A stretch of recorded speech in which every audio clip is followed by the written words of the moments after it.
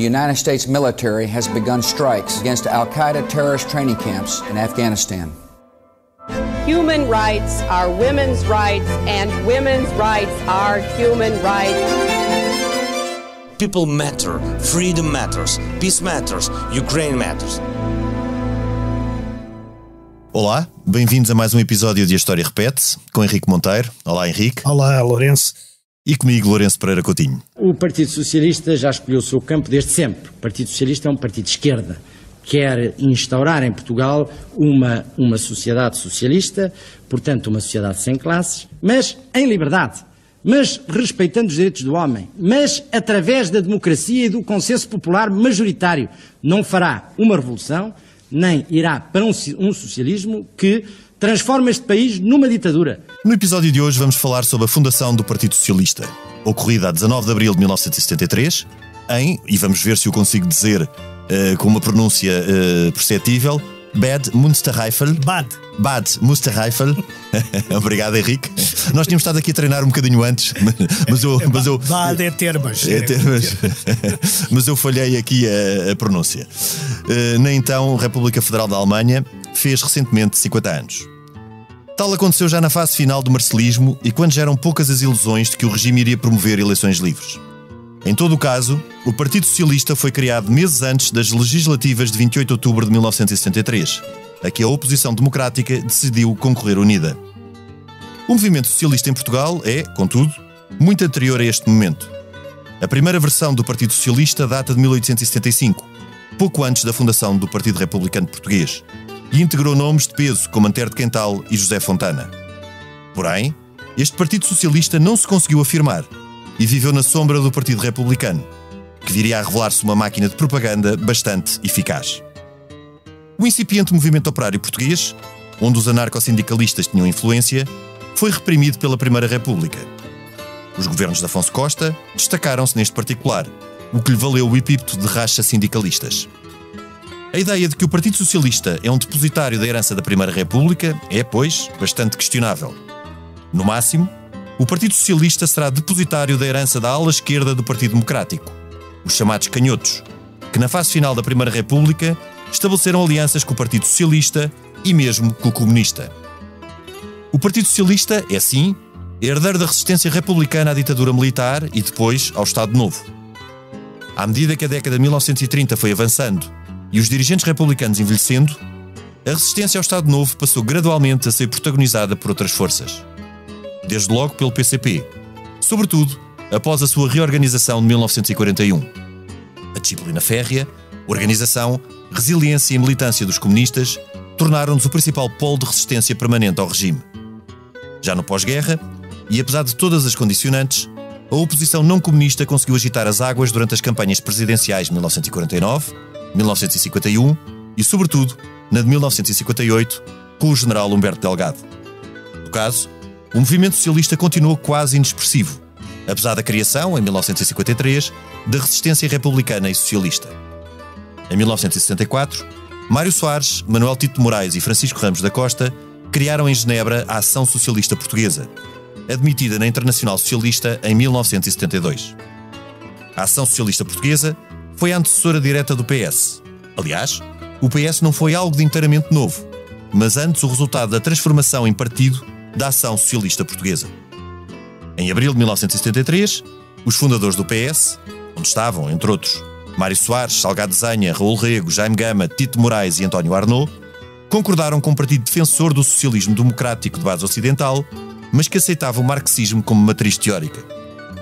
Na altura, depois dos fracassos dos projetos socialistas anteriores, talvez poucos acreditassem que o PS viria a tornar-se num dos principais partidos portugueses, algo só vislumbrado em abril de 1975, quando foi o partido mais votado nas eleições para a Constituinte.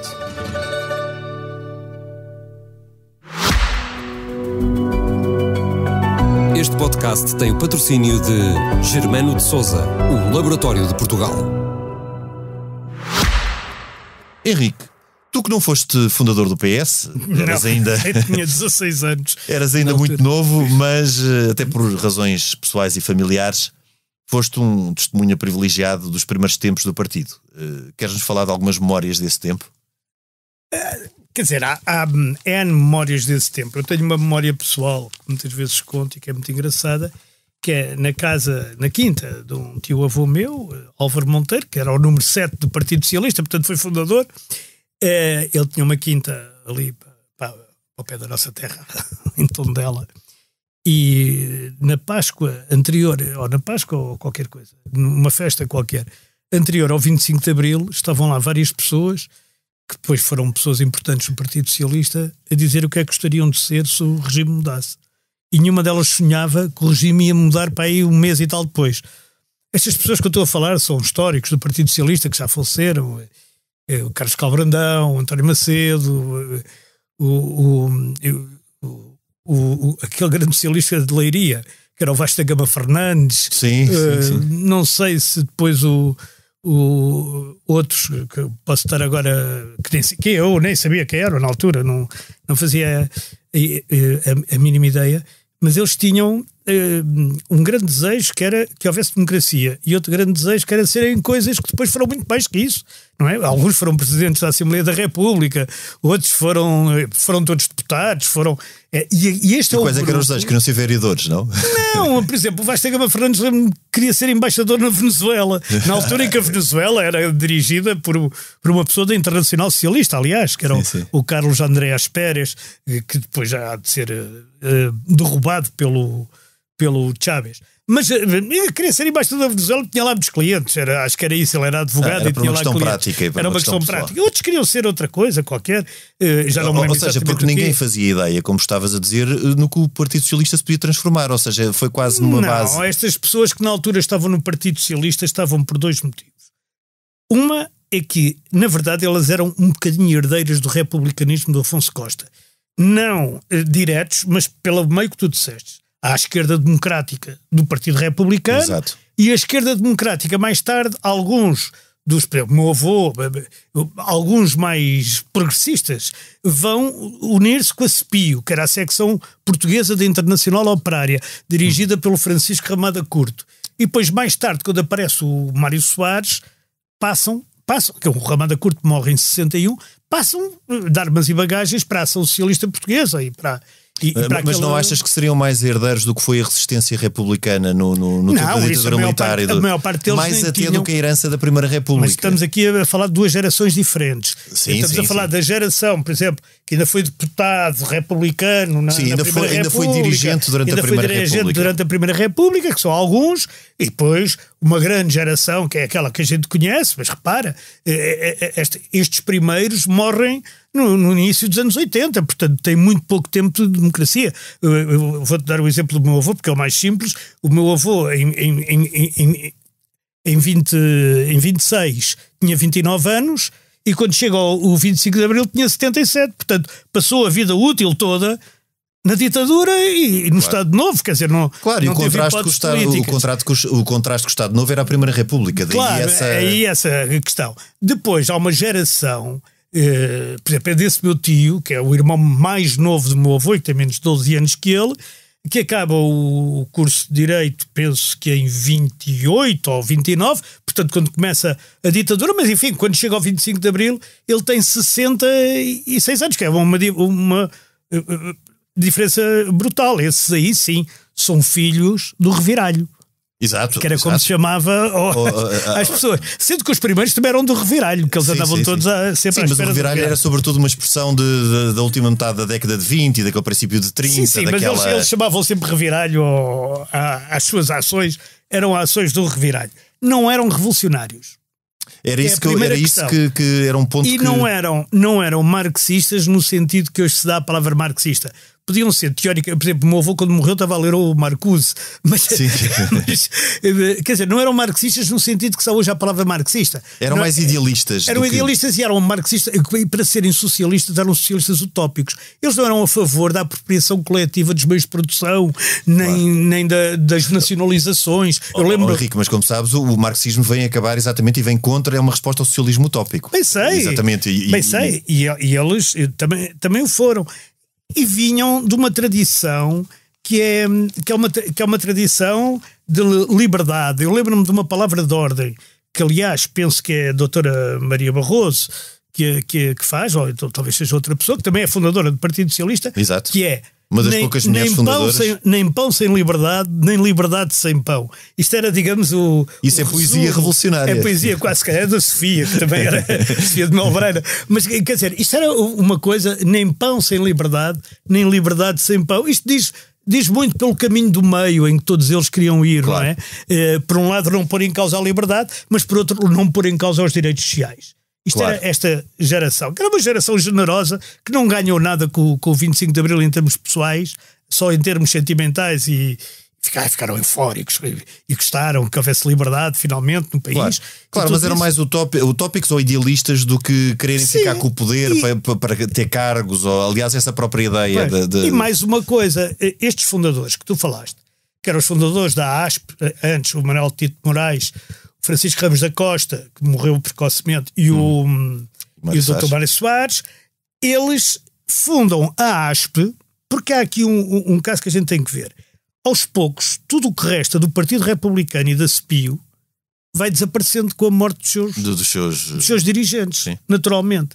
E o que é que fica no movimento oposicionista?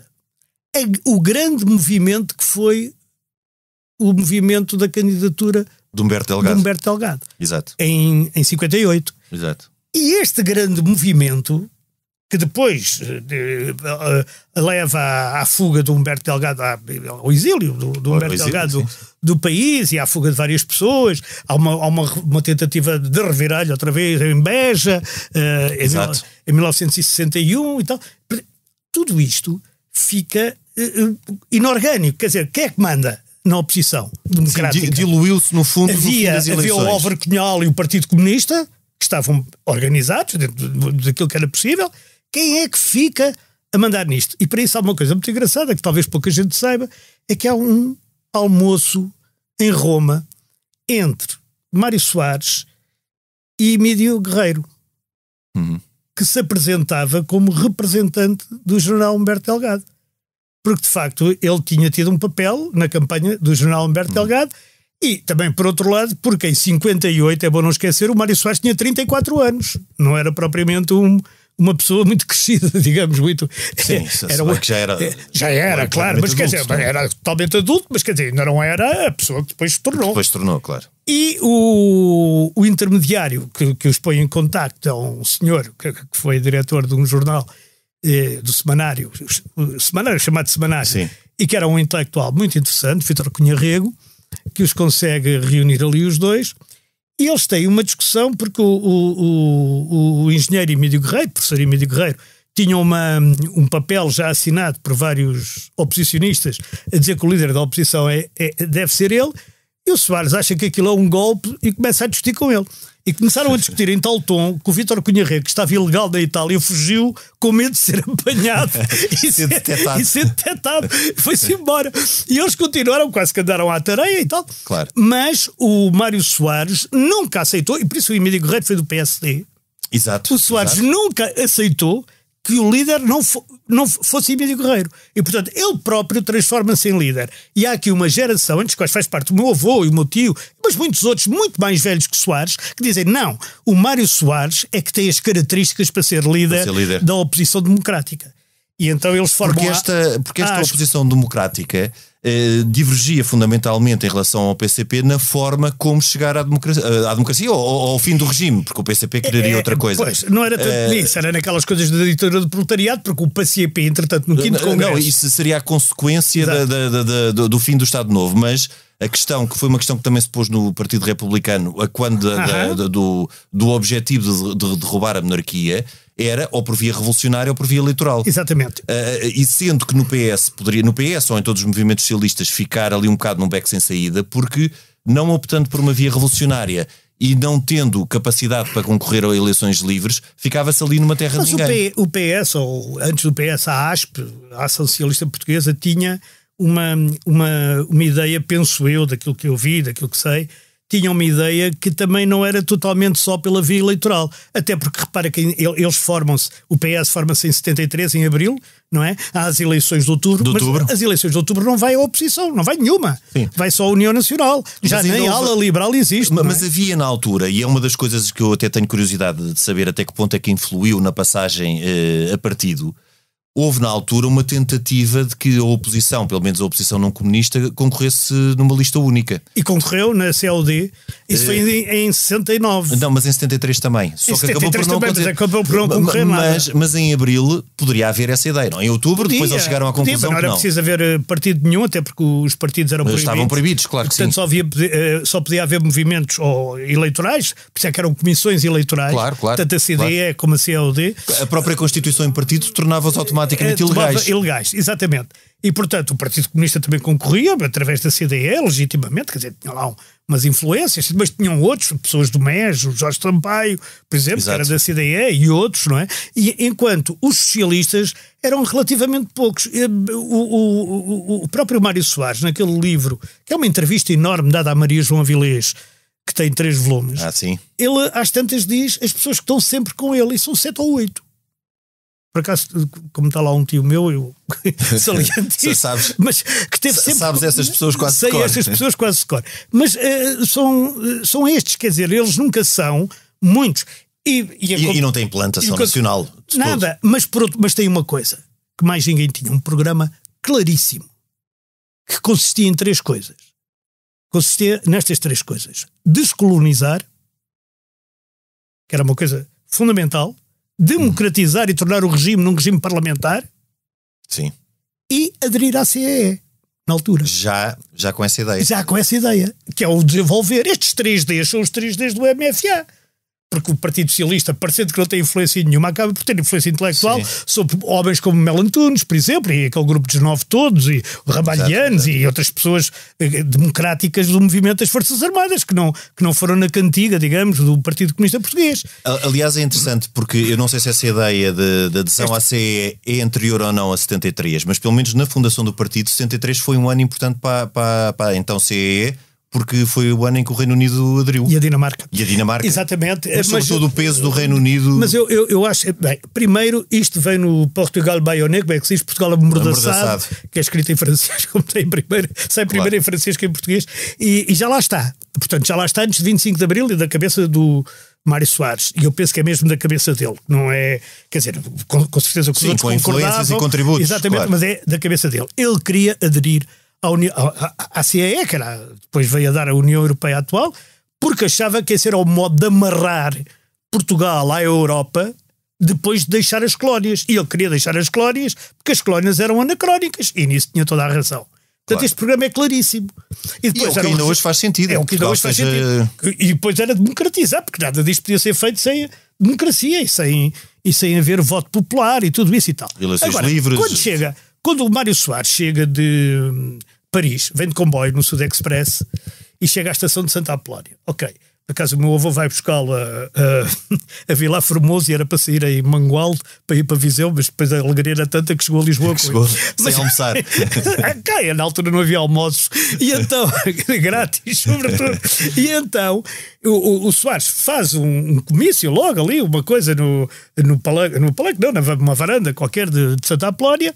O Cunhal chegará mais tarde de avião, não sabendo de onde é que ele veio, mas ele vinha de Paris, mas na altura ele fazia constar que estava na Checoslováquia. Eu nunca percebi muito bem essa história, mas o Soares chega, eles começam a reunir, começam a abrir secções do Partido Socialista, porque o Partido Socialista não tinha implantação, e começam a recorrer às mais diversas pessoas, amigos, estes, aquele e tal. Eu lembro, em minha casa apareciam algumas pessoas, outras que já tinham aparecido e que eram vizinhos, por exemplo, meu pai, o Souto Maior Cardia, o Mário Souto Maior Cardia, que tinha deixado o PCP, outros que depois até acabam por ir para o PSD, mas também eram muito próximos do PS, como por exemplo o Dr. Nés Pimentel, que era um grande democrata, já antes de 25 de Abril, sempre foi, mas depois acaba por escolher outro caminho, como muitas pessoas, o Artur Santos Silva, pai, e muitos outros que eram também do Ribeirão, e começam a fazer isto. E eu lembro-me de quando as primeiras eleições foram marcadas portanto, para 1975, dia 25 de Abril, desde a Constituinte, a ideia que havia na generalidade das pessoas ligadas ao Partido Socialista era que o Partido Socialista era uma espécie de Partido Socialista italiano. Exato, ou seja, exato. uma espécie de partido de charneira entre o Partido Comunista e a direita. Sim, ali um centro quase não era tampão, Exato, mas ficava ali, mas que ele equilibrava, como era na altura o Partido Socialista e italiano, do Bettino Craxi. Exato. E eles pensavam isso. E eu acho que a maior surpresa deles foi ter ganho as eleições. Quer dizer, há ali um momento em que se percebe que eles têm mais força. Deles e dos outros. Todos. Porque na altura não havia sondagens fidedignas. Bem, agora também não há. Mas na altura não havia sondagens fidedignas, nem aproximado. Quer dizer, agora é muito mais. Não havia. Quer dizer, as pessoas nunca tinham votado, na verdade. Claro, então não havia um histórico. Não havia histórico. 1 milhão e tal de pessoas tinham votado. Não é? Ou seja, 80% ou 70% ou 80% dos portugueses nunca tinham votado na vida. Aliás, isso foi a primeira página do Expresso, não é? Do Primo Expresso, não é? Exatamente. A idade de voto baixa para 18 anos, porque a maioridade antes do 25 de Abril era aos 21, não é? E portanto, quer dizer, há um corpo eleitoral muito maior. E o Partido Socialista ganha. E depois ganha outra vez em 76, embora seja maioria absoluta. Henrique, tu tens ideia, estava eu aqui a pensar, porque é difícil, um partido que praticamente não era conhecido, praticamente estou a falar dos portugueses em geral, não era de círculos mais ligados à política. Lembras-te como é que decorreu essa campanha eleitoral para a Constituinte? Lembro-me vagamente, havia uma campanha eleitoral na televisão, havia já campanha eleitoral na televisão e já apareciam figuras gradas, quer dizer, figuras conhecidas do povo, a apelar ao voto do PS. Havia já um grande conhecimento de quem era Mário Soares, porque Mário Soares já tinha estado preso, tinha sido advogado Delgado, uma figura da oposição conhecida. A Maria de Jesus Barroso era atriz, o Igrejas Queiro, que era um homem conhecido no país todo pelos companheiros de alegria da emissora nacional, e também aparecia. Quer dizer, e apareceu então, o Manuel Alegre, pela notoriedade deles e pelo medo até pela confiança que eles transmitiam. E depois havia uma vozinha irritante que eu não sei de quem era, por acaso acho que já soube, mas agora esqueci-me, acho que era uma atriz que dizia vota PS, no meio pelo menos é um som agudo que entra no ouvido. Mas entrava no ouvido aquela coisa, vota PS. Eu não votei PS, às vezes já. Aliás, eu não votei nessas eleições, estava já doente. Tinhas idade? Já, mas estava doente. E eu agora vou dizer, isto dá cabo de mim, estava com sarampo, que o meu sobrinho mais velho me pegou. E portanto eu não pude. Isso foi uma praga qualquer de uma praga que me largaram. Foi uma praga que me largaram. Portanto, todos aqueles que me escrevem a dizer que eu era esquerdista e que tinha votado não sei o quê, desiludam-se, eu estava com sarampo. Agora, a questão é esta. Eles ficam contentíssimos de ganhar, não é? E aí eles começam a perceber. E depois mas o 1º de maio ainda tinha sido com o PCP, porque antes do 25 de Abril, o PS e o PCP em França fazem um programa comum, a exemplo do que Mitterrand tinha feito em França com Marchais. Aliás, a grande influência de Mário Soares, não é? O Mitterrand, não é bem. Influência, não o Mitterrand propriamente, mas o socialismo francês. Bem, ele só falava francês, portanto tinha mais dificuldade em ler socialismo noutras línguas. Em alemão, o Bruno Kreisky, de qualquer forma. E atenção, há uma pessoa, o Willy Brandt. Claro. O Willy Brandt é a maior influência para o... Aliás, o Mitterrand era um bocado arrogante. O Mitterrand, o Soares, tratava por Monsieur le Président e tinha, depois de ele ser eleito, em 1981, quando é eleito presidente da França, ele nunca deu muita confiança. O Willy Brandt não.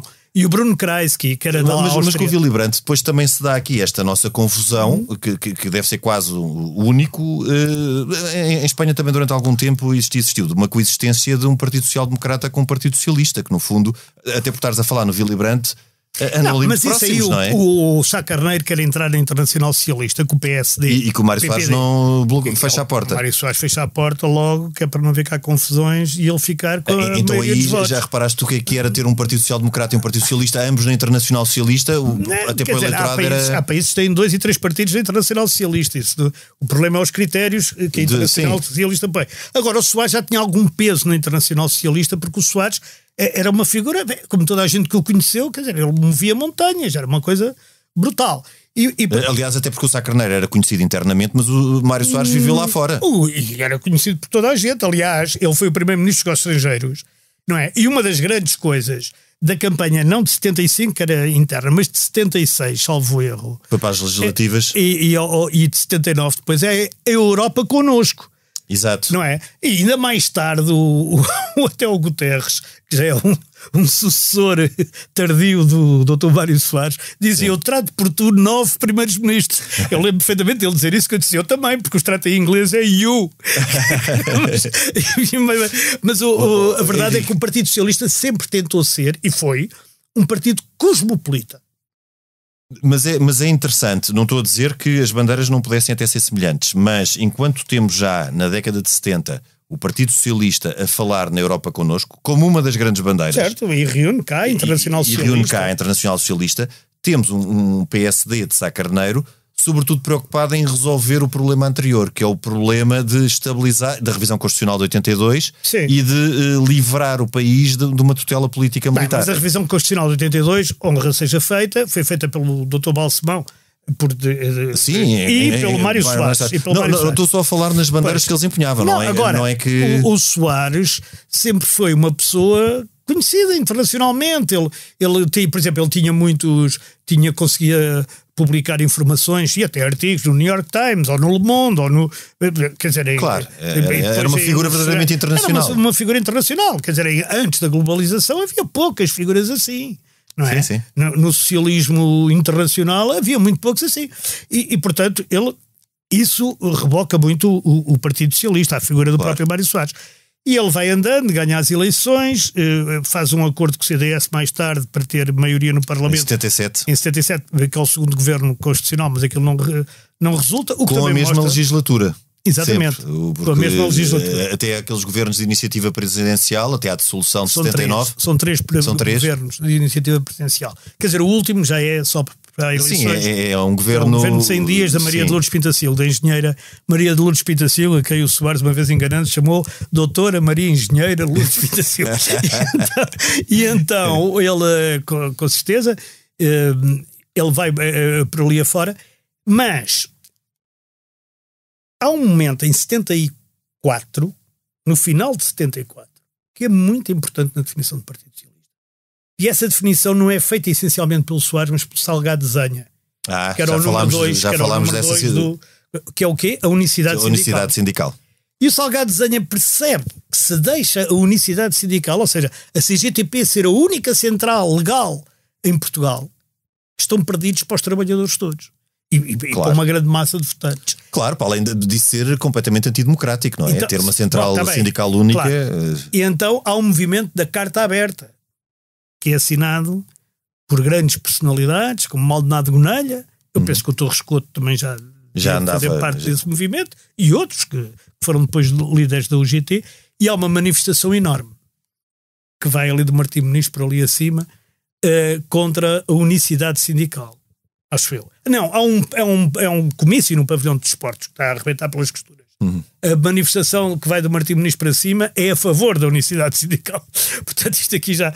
E esse momento faz o corte entre o PS e o PC de tal forma que no segundo 1º de maio, ou seja, no 1º de maio de 75, já com o Partido Socialista vencedor das eleições, a CGTP, o Cunhal e o PC, toda a gente, não deixam sequer o Mário Soares chegar à tribuna. Sim, mas aí já tinha passado o 11 de março, já tinha passado o 11 de março. Aí já havia um extremar de posições. Mas esse extremar de posições, a primeira vez que há um extremar de posições é à volta de... Começa na unicidade sindical. Porque até aí, e mesmo no 11 de março... Porque quando... Atenção que no 11 de março o PS não foi muito claro a dizer que era... Há uma pessoa do PS que é muito claro que é contra as nacionalizações, mas fala internamente, que é o Mário Soares. Sim. Que diz qualquer coisa, que, valha-me Deus, também já só me falta ver isto. Que é quando nacionalizam tudo. E mas mesmo antes, nós tivemos aqui há pouco tempo um programa sobre o tempo do Spínola. Sim. No tempo, durante a presidência de Spínola e no 30 de setembro e da maioria silenciosa... 28 do 28 da maioria silenciosa e depois da demissão, que é a 30 de setembro. O PS também não está muito presente, ou pelo menos que eu tenha... Não, porque o PS ainda tem... Ainda está ali um bocadinho a palpar terreno. Ainda está ali a ver como é que evolui. Se o Partido Comunista Português evolui para o modelo eurocomunista, que era o modelo de Espanha, de França e de Itália... Não é? Exato. Ou se fica stalinista, pró-soviético. E o PC ficou pró-soviético, como se viu, e eles então aí rebentaram tudo. Bom, claro. E isto é a história do início do Partido Socialista. Depois, como se costuma dizer, e o resto é história, porque depois o Mário Soares foi eleito presidente, veio o Guterres, não teve a maioria absoluta, mas empatou, depois o Guterres saiu, depois faltou o Sócrates, depois veio o Passos Coelho e agora veio o Costa. São todos do Partido Socialista. Mas o Partido Socialista mudou um bocado de natureza. Porque a coisa mais importante para todos aqueles socialistas iniciais era a liberdade. Eles não podiam, tinham irisipela. Eu às vezes até dizia ao Soares: só estou a ter irisipela quando há qualquer coisa contra a liberdade. É verdade, eu sinto isso no corpo, porque há aqui qualquer coisa que não está a funcionar bem, dizia ele. Eu sinto isso em mim, já não sei como é que ele dizia, mas era verdade. E isso era uma tradição que vinha... Mas vinha, sobretudo, muito mais do reviralho e da oposição republicana ao Estado Novo do que a ideia que a Primeira República tinha de liberdade. Não, porque... mas não é a Primeira República, é o Eudóxio Azedo. Eu gosto muito deste nome. Eudóxio Azedo Gneco. Sim, no século XIX. Século XIX e século XX. E depois o Ramada Curto, que em 1919 adera ao Partido Socialista. O Partido Socialista ainda elege 2 deputados e 2 senadores. Mas o que eu estou a dizer é que a inspiração da liberdade é muito mais forte no que foi o reviralho do que, por exemplo, na Primeira República. Porque, repara, aquela primeira fase da Primeira República até 1917, um regime praticamente partido único, a liberdade era muito relativa, ou não existia na prática. O Soares passava a vida a dizer: temos que aprender com a Primeira República. Claro. E aprender com a Primeira República era sobretudo 2 coisas, que era, por um lado, a liberdade e ouvir o que o povo diz sem fazer aquelas repressões de racha sindicalistas da Primeira República. E a segunda era a Igreja, porque ele percebia muito bem que não se podia pôr numa posição de mata-frades como se pôs a Primeira República, que tinha de ter boas relações com a Igreja Católica. O próprio Mário Soares conhecia bem o que foi o papel de vários setores da Igreja Católica na oposição ao Estado Novo. Exatamente, incluindo o Bispo do Porto e tal. E outras figuras, não é? E porque o pai dele foi padre, antes de ser pai dele. Mas foi padre, não é? O Dr. João Soares, que foi diretor do Colégio Moderno durante anos, até à sua morte. E que tu ainda conheceste? Conheci, eu era aluno e ele era o diretor, quer dizer, não posso dizer que tenha sido amigo, porque não há nenhum aluno que seja amigo do diretor. Do diretor, sim. Mas enfim. Mas era uma personalidade parecida com o Mário Soares? Ou ao contrário, o Mário Soares era uma personalidade parecida com ele? Tinha aspectos, mas eu acho que o Mário Soares era muito instintivo. Eu não sei se o pai era, porque eu nunca conheci o pai politicamente, digamos. O Mário Soares basicamente era uma pessoa extraordinariamente instintiva na questão política. Né? E intuitiva. E às vezes também era, como é que é dizer, era injusto nas apreciações. Mas eu acho que era uma pessoa, eu não o tendo conhecido pessoalmente, mas daquilo que as pessoas relatam e daquilo que é dado a ver, era uma pessoa com magnetismo, daquelas poucas pessoas que verdadeiramente arrastam as outras. Tinha uma presença, ele estava bem na tasca mais infecta ou no jantar de cerimónia com a rainha de Inglaterra.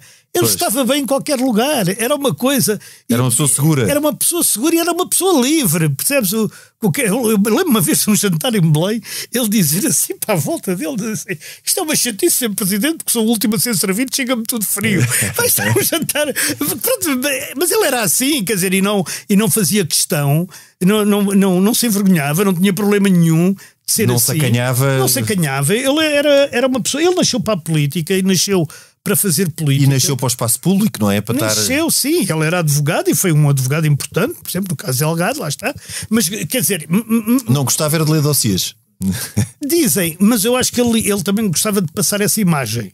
Porque ele lia mais do que parecia. Quer dizer, ele pelo menos sabia, não sei lá... Devia saber ali, devia ter ali... Podia ter assessores que lhe dissessem, ou chefes de gabinete, como Alfredo Barroso e outros. Mas retinha o essencial. Ele retinha o essencial e, sobretudo, ele percebia... Deixa-me dar-te um exemplo. Uma vez no mercado de Almada, quando é aquela coisa do FMIK, portanto, penso que é 83, 84... no Bloco Central. Que anda toda a gente... Com Hernani Lopes. Sim, contra o Soares. Há uma peixeira no mercado de Almada, uma senhora que vendia peixe, que lhe atirou com um peixe à cara. E ele sacou do lenço, começou a limpar a cara, vai direto à mulher e diz assim: então você queixa-se do custo de vida e está a estragar peixe desta maneira. A mulher ficou toda enfiada, como é óbvio, porque ele era capaz destas coisas, como na Marinha Grande, quando lhe dizem não vá porque lhe vão bater, ele responde: era o que faltava eu não poder andar na minha terra. Quer dizer, não poder ir onde quero. que era a tal coisa da liberdade, não é? Mas já estamos a falar mais do Mário Soares do que do Partido Socialista. Porque o Mário Soares... eles também confundem-se nessa fase. Não. Em 1981, penso eu, 81, o Mário Soares retira o apoio à recandidatura do general Ramalhianes. Na altura, já com a Frente Republicana e Socialista, penso Não, ele nunca gostou da Frente Republicana e Socialista. Isso foi uma coisa que foi-lhe vendida pelo Zanha, talvez pelo Guterres, ou pelo Jorge Sampaio, não sei. Sim, que não acrescentava muito. Que ele fez as contas no fim e viu que sozinho o PS tinha mais votos. Sim, não acrescentava muito, porque era com a ASDI, com a FRS. Não, com a POS, não era? Não é nada POS, era Frente Socialista Popular, FSP, que era de Manuel Serra. Frente Socialista Popular, acredita em mim. Eu acredito. Eu da ASDI lembrava-me desse, já não rezou a história. A ASDI era de Sousa Franco. E ele aí está completamente seguro. Ele diz, eu estou a fazer a barba e ouço uma declaração do general Yanes e penso, eu não posso apoiar este homem. Autossuspende-se do secretariado e de secretário-geral, deixa o Partido Socialista continuar a apoiar o Yanes, mas ele não apoia. E é curioso que passado uns meses ele volta sob grandes aplausos num congresso do Coliseu a secretário-geral. Não foi só isso. Foi ali um parênteses. Foi um parênteses, quer dizer, porque porque o ex-secretariado, que era o secretariado da altura, que depois sai todo do secretariado do PS, e que tinha lá o Zanha, tinha lá o Guterres, tinha lá muita gente que ficaram sempre contra ele. Tanto que se chamava o ex-secretariado. E ele teve sempre que arrostar contra o ex-secretariado. Muita gente do ex-secretariado votou, quando ele se candidatou, votou Zanha. Havia três foi candidatos quase autofágico. Zanha, Pitacilgo e Soares. Muita gente votou Zanha. Alguns até o disseram. E, portanto, esse ex-secretariado que depois toma o poder, primeiro através de um homem que servia de ponte entre os Soares e o ex-secretariado chamado Vítor Constâncio, mas que acaba por cair ao fim de 3 anos ou 2 anos e tal. Segue-se o Sampaio, Jorge Sampaio, que acaba também por cair, e fica Guterres, depois que acaba por ganhar. Exato. E a partir do Guterres para a frente, o Partido Socialista de Soares era importante, porque Soares era Presidente da República. Sim. Até 96, era Presidente da República, portanto apanhou o cavaquismo no seu esplendor, e depois, de qualquer modo, ele estava vivo e atuante, e tinha os seus apoiantes. Mas quem mandava no Partido Socialista já não era a linha de Soares. Apesar de a opinião pública ter passado a ideia dessa confusão entre o Partido Socialista e Mário Soares. Sim, mas exatamente pela personalidade. A partir da ida dele para a presidência da República, eu acho que se pode distinguir entre quais são os objetivos do Partido Socialista, que são muito semelhantes, e depois, a partir de Sócrates... Sim, isso já é outra história. Já é outra história. Depois de Costa... A gente não sabe. Não sabe o que é que vem aí. O Dr. Soares morreu logo no início do governo de Sócrates, de Costa, e portanto a gente não sabe o que é que ele pensaria da geringonça e dessas coisas todas. Sendo certo que ele nunca adorou misturas com aquela gente. Mas enfim, as pessoas também. Mas isso já é outra história. Já é outra história. Henrique, ficamos hoje por aqui. Hoje foi até interessante, foi quase uma entrevista. Eu estou a pensar em receber cachê. Antes de terminarmos, gostava só de vos deixar uma sugestão. A exposição patente na sede nacional do PS, no Largo do Rato, sobre elusiva estes 50 anos, sobretudo uma exposição que mostra algumas peças do arquivo histórico e também alguns cartazes da história destes 50 anos de história do PS. Nós até para a semana. Até para a semana. Este programa tem o apoio de Germano de Sousa, o Laboratório de Portugal. A gravação e sonoplastia esteve a cargo de João Martins. Nós voltamos na próxima semana, noutro tempo e noutro espaço.